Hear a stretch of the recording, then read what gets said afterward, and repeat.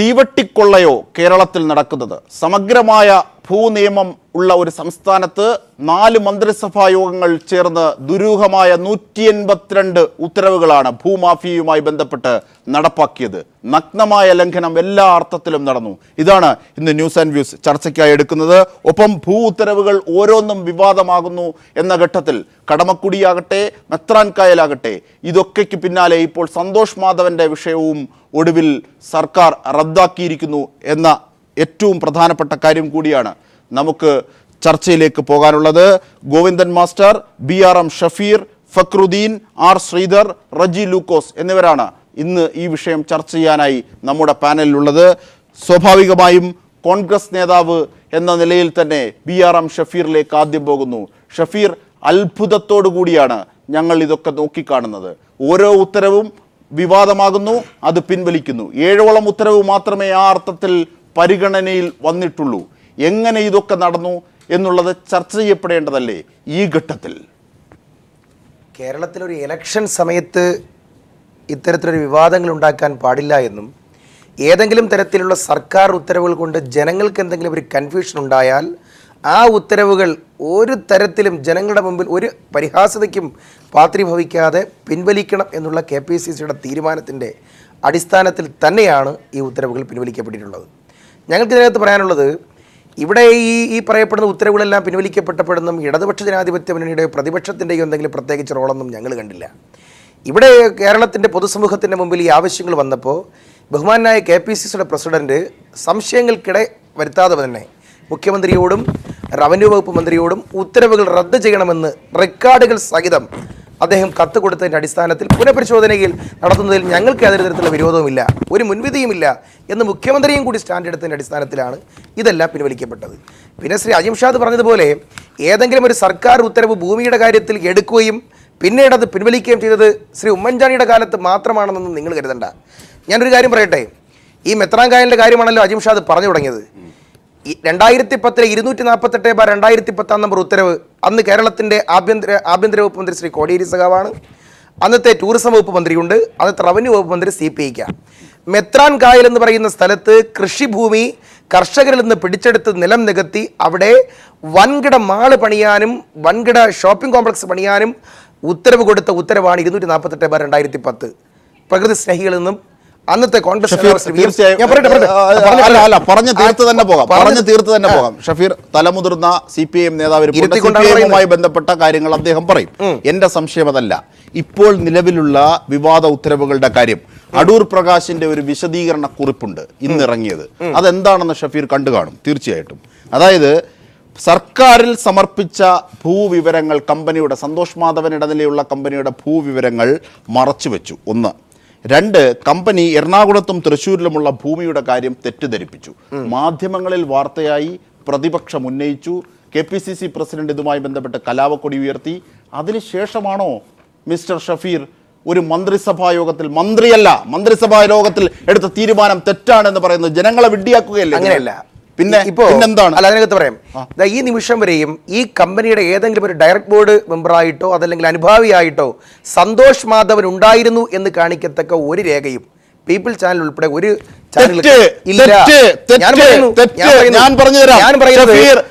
പോലീസിന്റെ റിപ്പോർട്ടുണ്ട്. നിങ്ങൾ ഈ പറഞ്ഞ കൺസേൺ വസ്തു ബിനാമിയായി സന്തോഷ് മാധവൻ ഉണ്ട് എന്ന പോലീസ് റിപ്പോർട്ട് മറച്ചുവെച്ചാണ് മന്ത്രിസഭാ യോഗം അംഗീകരിച്ചത്. ഈ പോലീസ് റിപ്പോർട്ട് ആരുടേതാണ്? Police agency. ആരുടെ കീഴിലാണ് പോലീസ് ഏജൻസി? തെറ്റാണ് പറയുന്നത്. വസ്തുവിന്റെ ഉടമസ്ഥാവകാശം, വസ്തുവിന്റെ കരം തീരുവ, ആ കരം തീരുവകൾ പരിശോധിക്കുമ്പോൾ അതിനകത്ത് ബിനാമി ഉണ്ടോ ഇല്ലെന്നുള്ള രണ്ടാമത്തെ വിഷയം. സന്തോഷ് മാധവൻ എന്ന് പറയുന്ന വ്യക്തിയുടെ പേരിൽ കരം തീരുവുള്ള ഭൂമി അതിനകത്തില്ല. ഞാൻ ആവർത്തിച്ച് പറയുന്നു. 2, ഈ പറയപ്പെടുന്ന തരത്തിൽ ആദ്യം തന്നെ റിപ്പോർട്ട് വന്നു. ഇടതുപക്ഷ ജനാധിപത്യങ്ങളുടെ കാലത്ത് പരാതികൾ വന്ന് സ്തംഭിപ്പിച്ച് നിർത്തി. അന്നത്തെ കളക്ടർ TO സൂരജ് ഇത് മിച്ചഭൂമിയാണെന്ന് പറഞ്ഞുകൊണ്ട് ഏറ്റെടുക്കാൻ തീരുമാനിച്ചു. ആ ഉത്തരവ് നിലനിൽക്കവേ പക്ഷേ പൊസഷൻ ഏറ്റെടുത്തിരുന്നില്ല. കൈവശാവകാശം അപ്പോഴും ഈ കമ്പനിയുടെ അധികൃതരുടെ കയ്യിൽ തന്നെ നിന്നു. കളക്ടർ ഉത്തരവിട്ടു, എന്താണ്, മിച്ചഭൂമി ആയതുകൊണ്ട് തിരിച്ചെടുക്കാം, ഈ കമ്പനിയുടെ പ്രോസ്പെക്ടസ് ശരിയല്ല, അതിനകത്ത് റിയൽ എസ്റ്റേറ്റ് ദുരൂഹതകളുണ്ട്. TO സൂരജ് എന്ത് ചെയ്തു? ഉത്തരവിറക്കി. ഉത്തരവ് ഇറക്കിയെങ്കിലും ഈ ഭൂമി തിരിച്ചു പിടിച്ചിരുന്നില്ല എന്ന് പറയാൻ ഒരു കാര്യം അജിം ഷാക്ക് അറിയാലോ. ഒരു ബോർഡ് കൊണ്ടുവന്ന് വെച്ചിട്ട് പണ്ട് VS-ന്റെ കാലത്ത് മൂന്നാറിൽ കൊണ്ടുവച്ചതുപോലെ ഒരു ബോർഡ് കൊണ്ടുവച്ചിട്ട് ഇത് സർക്കാർ ഭൂമി എന്ന് പറഞ്ഞാൽ അത് സർക്കാർ ഭൂമിയാവത്തില്ല. അതിന് നിയതമായ രേഖയും വെച്ചുകൊണ്ട് റവന്യൂ വകുപ്പിനെ കൊണ്ട് ആ ഭൂമി സർക്കാരിന്റെ ബാങ്കിലേക്ക് എടുക്കുന്നതിൽ പരാജയപ്പെട്ടതിന്റെ മലയുടെയും മൂന്നാറിന്റെയും ഒക്കെ അറിയാവുന്ന അതുകൊണ്ടാണ് ഈ പറയപ്പെടുന്ന കമ്പനിക്ക് രണ്ടാമത് വീണ്ടും ഭൂപരിഷ്കരണ നിയമത്തിലെ 81(3)(b) എന്ന് പറഞ്ഞാൽ എന്താണെന്ന് അറിയോ അജിം ഷാ? രാജ്യത്ത് ഏതെങ്കിലും ടൂറിസവുമായിട്ടോ വ്യവസായവുമായിട്ടോ എഡ്യൂക്കേഷനുമായിട്ടോ ബന്ധപ്പെട്ട ഏതെങ്കിലും ഒരു സംരംഭം തുടങ്ങാൻ ഭൂപരിഷ്കരണ നിയമത്തിൽ ആളുകൾക്ക് കൈവശം വയ്ക്കാവുന്ന ഭൂമിയുടെ അളവിനെ വർദ്ധിപ്പിച്ചു കൊടുക്കാനുള്ള ഉത്തരവാണ് എന്റെ. അങ്ങനെ ഏത് സാഹചര്യത്തിലാണ് കാസർഗോഡ് നിന്നും പുതിയ വാർത്തകൾ എത്തുന്നു? അത്തരത്തിൽ താങ്കൾ പറഞ്ഞതുപോലെ ഭൂപരിഷ്കരണ നിയമത്തിന്റെ ഇളവുകൾ മറികടന്ന് 175 താങ്കൾ പറഞ്ഞ അതേ വകുപ്പിൽ എണ്ണി പറയാം. 2008 നെൽവയൽ തണ്ണീർത്തട നിയമം, ആ നിയമവുമായി ബന്ധപ്പെട്ട് മന്ത്രിസഭയ്ക്കും ഉത്തരവ് എന്താണെന്നറിയോ? ചർച്ച ചെയ്യുന്ന വിഷയം ഈ ഉത്തരവിലെ മൂന്നാമത്തെ ക്ലോസ് എന്താണെന്ന് അറിയോ അജിം ഷാ? നെൽവയൽ തണ്ണീർത്തട നിയമം, പരിസ്ഥിതി സംരക്ഷണ നിയമം എന്നിവയുടെ അടിസ്ഥാനത്തിൽ ആവശ്യമായ ക്ലിയറൻസ് പദ്ധതി നടപ്പിലാക്കുന്നതിന് മുമ്പ് കളക്ടർമാർ വാങ്ങി ഉറപ്പുവരുത്തിയിരിക്കണം. ഇതാ ക്ലോസാ എന്ന് പറഞ്ഞാൽ നെൽവയലാണെങ്കിൽ നിമത്താൻ പാടില്ല, പരിസ്ഥിതി പ്രശ്നമുണ്ടെങ്കിൽ അത് പരിഹരിക്കണം, പരിസ്ഥിതിയെ വികലമാക്കാൻ പാടില്ല എന്നുള്ള വ്യക്തമായ ക്ലോസ് അനുസരിച്ചുള്ള ശ്രീ ഡോക്ടർ വിശ്വാസ് മേത്തയുടെ ഉത്തരവ്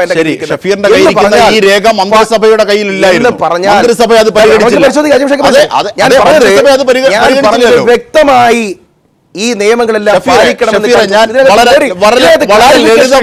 വളരെ ലളിതമായി ഷഫീർ ഇത് കോംപ്ലിക്കേറ്റഡ് ഉണ്ടാക്കി കാര്യങ്ങളാകാനുള്ള പക്ഷേ വളരെ ലളിതമായി ഞാൻ ചോദിക്കാം. 2008 നെൽവയൽ തണ്ണീർത്തട നിയമ ഭേദഗതിയുമായി ബന്ധപ്പെട്ട് മന്ത്രിസഭയ്ക്കാകില്ല ഇത്തരത്തിൽ തണ്ണീർത്തടങ്ങൾ നികത്താൻ, നെൽവയലുകൾ എങ്ങനെ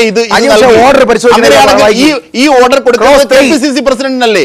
KPCC പ്രസിഡന്റ് എന്തർത്ഥത്തിലാണ് ഈ വിഷയങ്ങളെ KPCC പ്രസിഡന്റ് പറഞ്ഞ ഒരു കാര്യം ഞാൻ പറയട്ടെ. KPCC പ്രസിഡന്റ് പറഞ്ഞ പ്രധാനപ്പെട്ട ഒരു കാര്യമുണ്ട് കഴിഞ്ഞ ദിവസം. അത് എൻ്റെ ഓർമ്മ പദങ്ങളിൽ വളരെ ശ്രദ്ധിക്കപ്പെടേണ്ട ഒരു കാര്യമാണ്. അതായത് റവന്യൂ വകുപ്പ് അടുത്തിടെ ഇറക്കിയ ഭൂ ഉത്തരവുകൾ ഒക്കെയും പാർട്ടി പരിശോധിക്കുമെന്ന്. സംശയത്തിന്റെ നിലയിൽ പാർട്ടിക്കാരനാണല്ലോ അടൂർ പ്രകാശ്. ബഹുമാനായ KPCC പ്രസിഡന്റിന്റെ കൊണ്ടാണല്ലോ തീർച്ചയായും ഈ കാര്യങ്ങൾ മരവിപ്പിക്കാൻ പറഞ്ഞത്. തീർച്ചയായും കാര്യത്തിൽ ആകെ ഇടപെട്ടത് VM ആണല്ലോ. അല്ല, തീർച്ചയായും ഇടപെടലാണല്ലോ പൊതുസമൂഹം ചർച്ച ചെയ്തത്. VM ഇടപെട്ടത് കൊണ്ട് മാത്രമാണല്ലോ ഈ ഉത്തരവ് പിൻവലിക്കപ്പെട്ടത്. അതിലെന്താ ദുരൂഹത? അല്ല ഷഫീർ, പക്ഷേ ഞാൻ പറഞ്ഞത് കാര്യങ്ങളില്ല എന്ന് പറഞ്ഞുകൊണ്ടാണ് ഈ ഓർഡറിലെ മൂന്നാമത്തെ സെക്ഷൻ ഞാൻ എടുത്ത് വായിച്ചത്. ഈ കാര്യത്തിൽ വളരെ ക്ലിയർ ആണ് ഞങ്ങളുടെ പാർട്ടിയുടെ നിലപാട്. ഭൂമിയുടെ കാര്യത്തിൽ വിട്ടുവീഴ്ചയില്ല. രാഷ്ട്രീയത്തിനും അപ്പുറത്ത് പാർട്ടി താല്പര്യങ്ങൾക്കും അപ്പുറത്താണ് ഞങ്ങളെ സംബന്ധിച്ചിടത്തോളം, VM-നെ സംബന്ധിച്ചിടത്തോളം ഭൂമി. ശരി, അങ്ങനെ VM സുധീരന്റെ പക്ഷത്തുള്ള നീതികളെ മാത്രമാണ് ഷഫീർ എല്ലായ്പ്പോഴും പുകഴ്ത്തുന്നത് അല്ലെങ്കിൽ ഉയർത്തിപ്പിടിക്കുന്നത്. അങ്ങനെ ഉയർത്തിപ്പിടിക്കുന്നത് കൊണ്ട് മാത്രം നിങ്ങളുടെ സർക്കാർ കേരള സമൂഹത്തോട് ചെയ്ത സംശയത്തിന്റെ ഒരു അനുഭവം മാറുന്നില്ല. ഒരു കാര്യം പറഞ്ഞ് അവസാനിപ്പിക്കാം. പ്രായോഗിക രാഷ്ട്രീയത്തിന്റെയും ആദർശ രാഷ്ട്രീയത്തിന്റെയും സമന്വയത്തിന്റെ ഗുണം ഈ വിഷയങ്ങളിൽ കോൺഗ്രസ് പാർട്ടി കിട്ടിയിട്ടുണ്ട്. പ്രായോഗിക രാഷ്ട്രീയത്തിന്റെയും ആദർശ രാഷ്ട്രീയത്തിന്റെയും ഗുണം ഈ കാര്യത്തിൽ പാർട്ടി കിട്ടിയിട്ടുണ്ട്. തെറ്റുണ്ടെങ്കിൽ പാർട്ടിക്കകത്ത് തന്നെ തിരുത്തൽ ശക്തിയായിട്ട് VM ഉണ്ട് എന്നുള്ള വ്യക്തമായ മെസ്സേജ് പൊതുസമൂഹത്തിലും കോൺഗ്രസ് പാർട്ടിയും കിട്ടിയിട്ടുണ്ട്. തീർച്ചയായും അത് തന്നെയാണ് എനിക്ക് ഈ പറഞ്ഞതിന് മനസ്സിലാവാത്തത്. ഒന്ന്, ഷഫീർ ഈ പറഞ്ഞ സാധനങ്ങളൊക്കെ വായിച്ച് UDF-നെ ന്യായീകരിക്കാൻ ശ്രമിക്കുന്നു. രണ്ട്, ഷഫീറിന്റെ തന്നെ നേതാവായിട്ടുള്ള VM സുധീരൻ ശക്തമായി ഇടപെട്ടു എന്ന് പറയുന്നു. സത്യത്തിൽ ഇതിൽ എന്താ സംഭവിക്കുന്നത്? ആ വൈരുദ്ധ്യമാണ് എനിക്ക് മനസ്സിലാകാത്തത് ശ്രീ ഗോവിന്ദൻ മാസ്റ്റർ. അതായത് ഇത്തരത്തിൽ മുൻകാര്യങ്ങൾ ഉയർത്തിപ്പിടിച്ചാണ് ഈ കാര്യങ്ങളൊക്കെ പറയുന്നത്. ആദർശത്തിൻ്റെ പേരിൽ ഉയർത്തിക്കാണിക്കാൻ ഷഫീറിന് അല്ലെങ്കിൽ കോൺഗ്രസ്സുകാർക്ക് VM സുധീരൻ മാത്രമേ ഉള്ളൂ ഈ വിഷയങ്ങളിൽ. പക്ഷേ VM സുധീരൻ്റെ ആന്തരിക പ്രശ്നങ്ങളൊക്കെയും അല്ലെങ്കിൽ അത് ഉയർത്തുന്ന ആദർശ രാഷ്ട്രീയത്തിൻ്റെ മുഴുവൻ കാര്യങ്ങളും എങ്ങനെയാണ് എന്ന് പ്രതിപക്ഷം അടുത്തിടെ പറയുകയും ചെയ്തു. VM സുധീരൻ്റെ ഇടപെടലുകൾ എത്രത്തോളം സുതാര്യമാണ്, ശക്തമാണെന്ന്. ഇപ്പോൾ സർക്കാർ ഈ 182 മന്ത്രിസഭാ യോഗ തീരുമാനങ്ങളുടെ ഫയലുകൾ പൂഴ്ത്തി വെച്ചിരിക്കുകയാണ്. എവിടെ നിന്നും ആ ഫയലുകൾ മാധ്യമപ്രവർത്തകർക്ക് പോലും കിട്ടുന്നില്ല. സുതാര്യ കേരളമാണത്രേ. അതായത് 800-ലധികം കാര്യങ്ങളാണ് ഈ അജണ്ട വെച്ച് പ്ലാൻ ചെയ്ത് അതെ തീരുമാനിച്ചത്. അജണ്ടയ്ക്ക് പുറത്ത് out of agenda out of agenda ഉൾപ്പെടെ ആ 800 ഈ പറഞ്ഞ 10, 100, 170 കാര്യങ്ങൾ ഭൂമിയായിട്ട് ബന്ധപ്പെട്ടിട്ടുള്ള കാര്യമാണ്. യഥാർത്ഥത്തിൽ ഇവിടെ കോൺഗ്രസിൻ്റെ വക്താവ് വിശദീകരിക്കുന്നത് കേൾക്കുമ്പോൾ സഹതാപമാണ് തോന്നുന്നത്. കാരണം ഭൂമിയിലും ആകാശത്തിലും ഒന്നും അല്ലാതെ വേറെ എവിടുന്നോ ഒരു ഓർഡർ ഇങ്ങനെ ഇറങ്ങി വന്ന പോലെയാണ്. അതെ.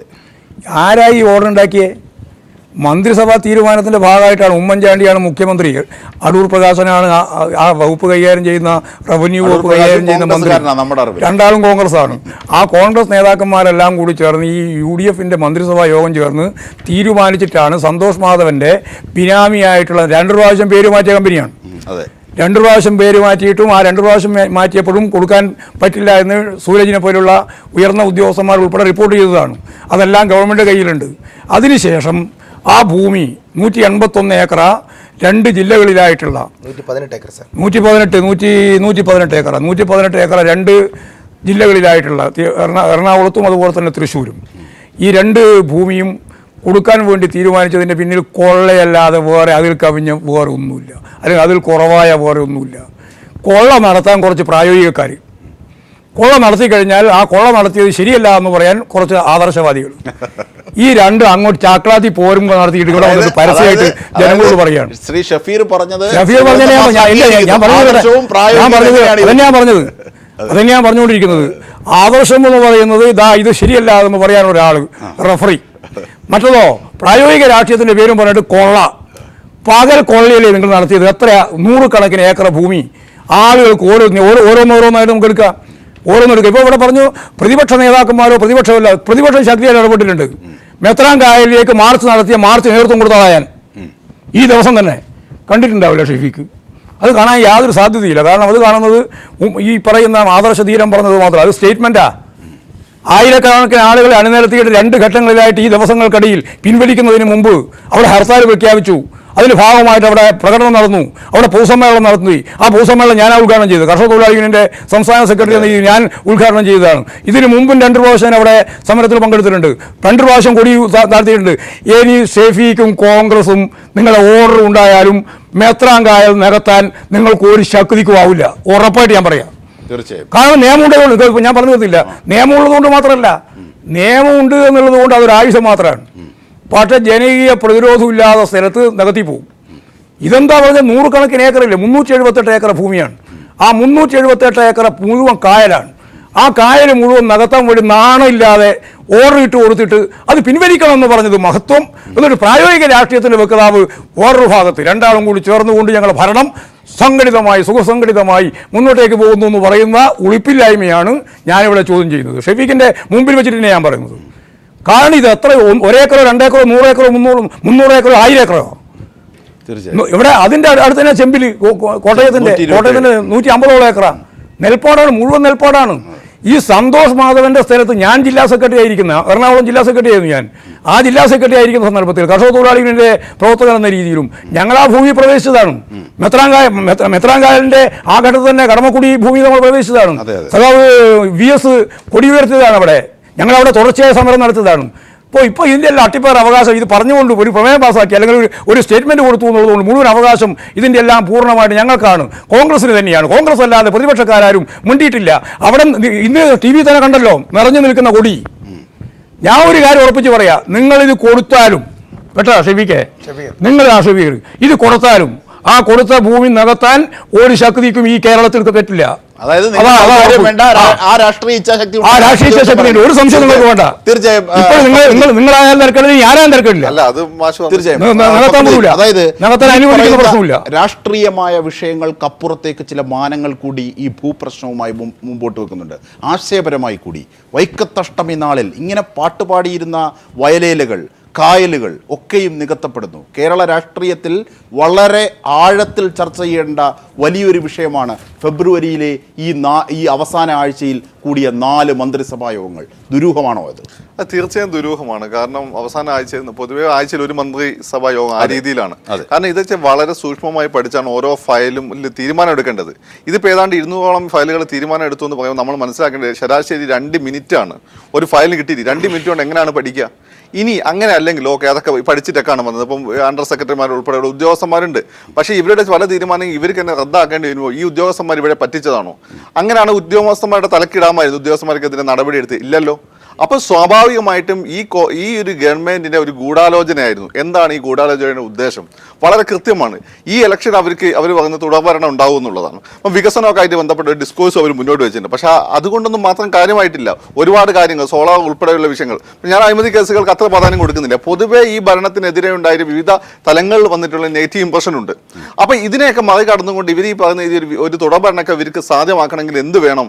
പണം വേണം. ആ പണം എങ്ങനെ സ്വരൂപിക്കാം? ഈ സ്വകാര്യ വ്യക്തികൾ സ്വരൂപിക്കാൻ പറ്റുള്ളൂ. അപ്പൊ അരുവിക്കര ഇലക്ഷൻ ഉൾപ്പെടെയുള്ള സന്ദർഭങ്ങളിൽ പണം ഏത് രീതിയിലാണ് ഇറങ്ങിയതെന്ന് കൃത്യമായ കണക്കുകളോ അല്ലെങ്കിൽ തെളിവുകളോ നമ്മളായിട്ടുണ്ടാവും. പക്ഷെ നമുക്കറിയാം സാരി കൊടുത്തതും ബ്ലൗസ് കൊടുത്തതായിട്ടുള്ള കാര്യങ്ങളെല്ലാം തന്നെ നിങ്ങൾ മീഡിയ ചാനലുകളാണ് കൊണ്ടുവന്നത്. തീർച്ചയായും. അപ്പോൾ ഇതിനു വേണ്ടിയുള്ള പണസമാഹരണം കൂടി ഇതിന്റെ ലക്ഷ്യമായിരുന്നു. അല്ലെങ്കിൽ ഇങ്ങനെ തീരുമാനമെടുക്കുമോ? അതെ അതെ അതെ ഇലക്ഷൻ ഫണ്ടിലേക്കുള്ള തീർച്ചയായും. ശ്രീ ആർ ശ്രീധർ, അതായത് വിഷയം ഇങ്ങനെയാണ്. കരുണ എസ്റ്റേറ്റിലെ കരമെടുക്കൽ, ബെത്രാൻ കായൽ നികത്തൽ, കടമക്കുടി നികത്തൽ, ഒപ്പം വൈക്കം ചെമ്പിലെ 127 ഏക്കർ, ഇടുക്കിയിലെ ഹൗസ് പ്ലാന്റേഷന് ഭൂമി അംഗീകരിച്ച് നൽകൽ, ഇങ്ങനെ 7ഓളം വരുന്ന സംഭവങ്ങൾ മാത്രമേ വിവാദമായിട്ടുള്ളൂ. ഈ 182 വിഷയങ്ങളിൽ സുധീരൻ തന്നെ പറയുന്നു റവന്യൂ വകുപ്പിന്റെ എല്ലാ വിഷയങ്ങളും അടുത്തിടെ ഇറക്കിയ എല്ലാ ഉത്തരവുകളും പാർട്ടി പുനഃപരിശോധിക്കേണ്ടതാണ് എന്ന്. അത്രയേറെ സംശയങ്ങൾ മാധ്യമ വാർത്തയിലും പ്രതിപക്ഷ പ്രതിഷേധത്തിലും ഭരണപക്ഷത്ത് തന്നെ KPCC പ്രസിഡന്റ് തന്നെ ഉയരുന്ന ഒരു സാഹചര്യം. യഥാർത്ഥത്തിൽ ആ പാർട്ടി വിഷയങ്ങളൊക്കെ മാറ്റിവെച്ചാൽ കേരളം നെഞ്ചുകൊടുത്ത് രൂപപ്പെടുത്തിയ ഭൂപരിഷ്കരണം എന്ന ഒരു വലിയ നിയമം അല്ലെങ്കിൽ ഒരു വലിയ സംവിധാനം, പലതിൻ്റെയും ജീവവായുവായത്, നവോത്ഥാനത്തിന്റെ ബാക്കി പത്രം, ഇതല്ലേ അട്ടിമറിക്കപ്പെടുന്നത്? ശ്രീ ശ്രീധർ,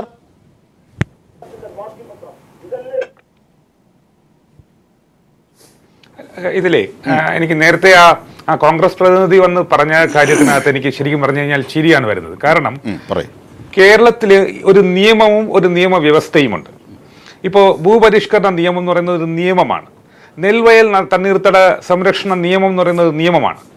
അത് ഉമ്മൻചാണ്ടി സർക്കാരും അടൂർ പ്രകാശവും ലംഘിച്ചു കഴിഞ്ഞാൽ ആ ലംഘനത്തിനെ ധാർമ്മികതയുടെ പേരിൽ ഒരു തടഞ്ഞു നിർത്തി അവരെ രക്ഷിക്കുന്ന ഒരു കർമ്മം എന്ന് പറയുന്നതാണ് നമ്മുടെ VM സുധീരനും നമ്മുടെ TN പ്രതാപനും VD സതീശനും ഒക്കെ കൂടെ ചെയ്തത്. അതുകൊണ്ട് തന്നെ ഇത് നിയമലംഘനമാവാതൊന്നും ഇരിക്കില്ല. നിയമലംഘനം തന്നെയാണ്. അത് അങ്ങനെ കാണണം. കാരണം കേരളത്തിൽ ഇപ്പോൾ നിർഭാഗ്യവശാൽ ചർച്ച വരുന്നത് എങ്ങനെയെന്ന് അറിയാമോ? കോൺഗ്രസിനകത്ത് ഒരു പക്ഷം കള്ളന്മാരും കൊള്ളക്കാരെന്ന് പറയേണ്ട, അതിനിപ്പോ VD സതീശൻ തന്നെ അതിന് തീവെട്ടി കൊള്ളക്കാരെന്നാണ് പറഞ്ഞേക്കുന്നത്. നമ്മളതിനെ കടും വെട്ട് ക്യാബിനറ്റ് പറഞ്ഞപ്പോൾ അദ്ദേഹം പറഞ്ഞത് തീവെട്ടി കൊള്ള എന്നാണ്. സാരമില്ല, അങ്ങനെ തന്നെ ഇരിക്കട്ടെ. അപ്പൊ ഈ തീവെട്ടി കൊള്ളക്കാർ ഒരു വശത്തും ധാർമ്മികതയുടെ പേരിൽ ഇത് തിരുത്താൻ നടക്കുന്ന വേറൊരു വശത്തും, അതുകൊണ്ട് തന്നെ നിയമവ്യവസ്ഥ ഇവിടെ ഇല്ല എന്നും കോൺഗ്രസിനകത്തുള്ള ഇവരെല്ലാവരും കൂടെ ആ നിയമത്തിന്റെ ഈ 2 വശങ്ങളും അങ്ങ് കൈകാര്യം ചെയ്തിട്ട് ഒരു 3-3.25 കോടി ജനതയെ കണ്ണുമടച്ച് പറ്റിക്കുകയില്ലേ? എന്തുമാത്രം ഭൂമിയാണ് ഇവിടെ വെട്ടിച്ചു പോയിട്ടുള്ളത്? ഇപ്പൊ കണക്കുകൾ പറയുന്നത് 2500 ഏക്കറോളം പൊതുഭൂമി പല തരത്തില് എഴുതി കൊടുത്തിട്ടുണ്ടെന്നുള്ളതാണ്. അതിൽ പലതും മിച്ചഭൂമിയുമാണ്. ഇപ്പൊ കാണുന്നത് എന്താണ്? പുറത്ത് വന്ന, അതായത് ഇവര് ഈ തീവെട്ടിക്കൊള്ള ക്യാബിനറ്റ് ഉണ്ടല്ലോ 4 എണ്ണത്തിൽ, അതിൽ നിന്നും പുറത്തു വന്ന ചില വിഷയങ്ങൾ മാത്രം എടുത്താൽ ഓരോന്നും ഇവർ പിൻവലിക്കേണ്ടി വരുന്നതല്ലേ? അപ്പൊ അതിന്റെ അർത്ഥം എന്താണ്? ഇനിയും വരാൻ കിടക്കുന്നതേ ഉള്ളൂ എന്നുള്ളതാണ്. അപ്പൊ എനിക്കൊരു അഭിപ്രായമുള്ളത്, ഇതിനകത്ത് കേരളത്തിന്റെ ജനസമൂഹത്തിന് അല്ലെങ്കിൽ പരിസ്ഥിതി പ്രവർത്തകരുടെയെങ്കിലും ഇത്രയും കാലം ഇതെല്ലാം പിടിച്ചു നിർത്താൻ ശ്രമിച്ച് കേരളത്തിന്റെ നിലനിൽപ്പിലേക്ക് എത്തിക്കാൻ ശ്രമിച്ച നമ്മളെപ്പോലത്തെ കുറെ ആൾക്കാരുടെ ഒരു അഭിപ്രായം എന്ന നിലയ്ക്ക് ഇവിടെ ഈ 4 ക്യാബിനറ്റിൽ നടന്ന ഭൂമിയുമായി ബന്ധപ്പെട്ടിട്ടുള്ള എല്ലാ ഓർഡേഴ്സും ഫ്രീസ് ചെയ്യണം എന്നാണ് എൻ്റെ അഭിപ്രായം. അത് ഇലക്ഷൻ കമ്മീഷൻ ഫ്രീസ് ചെയ്യാൻ പറ്റില്ല, പക്ഷെ ഗവൺമെന്റ് തന്നെ മുൻകൈയെടുത്ത് അല്ലെങ്കിൽ ഗവർണർ മുൻകൈയെടുത്തിട്ട് ഇത് ഫ്രീസ് ചെയ്യണം. കാരണം ബിശ്വാസ് മെഹ്ത എന്ന് പറയുന്ന ഈ ഒപ്പിടാൻ വേണ്ടി അത് സ്കേപ്പ് ഗോട്ട് എന്ന് വേണമെങ്കിൽ പറയാം. അല്ലെങ്കിൽ അദ്ദേഹത്തിനാണ് ശരിക്കും പറഞ്ഞു കഴിഞ്ഞാൽ വിജിലൻസ് കോർട്ടിലോ അല്ലെങ്കിൽ CBIയിലോ എൻക്വയറി ചെയ്ത് പിടിച്ച് അകത്താക്കേണ്ടത്. കാരണം ഈ ഗവർണറോ അല്ലെങ്കിൽ അത്തരത്തിലുള്ള ഒരു ഏജൻസിയോ ഈ എല്ലാ ഓർഡേഴ്സും നമ്മുടെ ഭൂമിയുമായി ബന്ധപ്പെട്ടിട്ടുള്ള എല്ലാ ഓർഡേഴ്സും ഈ 4 കടുംവെട്ട് ക്യാബിനറ്റിൽ ഉണ്ടായിട്ടുള്ള ഓർഡേഴ്സും ഫ്രീസ് ചെയ്തിരിക്കണം എന്നുള്ളതാണ് എൻ്റെ ഒരു അഭിപ്രായം. കാരണം ഓരോന്ന് പുറത്തു വരുമ്പോഴും ഇവർ നാറിക്കൊണ്ടിരിക്കുകയാണ്. ഇതിന്റെ അർത്ഥം എന്താണെന്നറിയാമോ? നമ്മളിപ്പോൾ ഓരോന്നായിട്ട് ഇത് പുറത്ത് കൊണ്ടുവരുമ്പോൾ ഈ ഇലക്ഷന് മെയ് 16 വരെ ഇവർ ഓരോ ദിവസം നാറുകയും ഈ ധാർമ്മികതയുടെ പേരിൽ പിൻവലിപ്പിക്കുകയും അങ്ങനെ ധാർമ്മികമായി വലിയ ആൾക്കാരാണ് ഇവരെന്ന് കാണിച്ചുകൊണ്ടിരിക്കുകയും ചെയ്യുന്ന ഒരു നാടകം സഹിക്കാൻ പറ്റുന്നതിനപ്പുറത്താണ്. കള്ളന്മാരെ കള്ളന്മാരെന്ന് വിളിക്കേണ്ട ഒരു ഗതികേടിലാണ് നമ്മുടെ നാട്ടിലെ തീർച്ചയായും ശ്രീ ആർ ശ്രീധർ മുമ്പോട്ട് വെച്ച വളരെ വലിയൊരു പ്രശ്നമുണ്ട്, നിയമപരമായ പ്രശ്നം. ഷഫീർ, ധാർമ്മികമായി ചക്കളത്തിപ്പോരാട്ടം നടത്തിയതുകൊണ്ട് കാര്യമൊന്നുമില്ല. ഇവിടെ നിയമപരമായ പ്രശ്നമുണ്ട്. 2009 ഭൂപരിധി ഭേദഗതി നിയമപ്രകാരം യഥാർത്ഥത്തിൽ ഇതൊക്കെ ക്രൈമാണ്. എത്രയാണ്? 5 വർഷം തടവും 2 ലക്ഷം രൂപ വരെയും പിഴ ലഭിക്കാവുന്ന തടവ്. ഈ നേരത്തെ തന്നെ വിശ്വാസ് മേത്ത എന്നത് റവന്യൂ സെക്രട്ടറിയാണ്. ആ റവന്യൂ സെക്രട്ടറിയുടെ ഒപ്പിലാണ് ഈ ഉത്തരവുകളൊക്കെ പാസ്സായത്. ആ ഉദ്യോഗസ്ഥനടക്കം ശിക്ഷയിലേക്ക് പോകണം. ആ നിയമപ്രശ്നത്തെക്കുറിച്ച് നിങ്ങളുടെ സുധീരൻ എന്തേ മൗനം പാലിക്കുന്നു ഷഫീർ?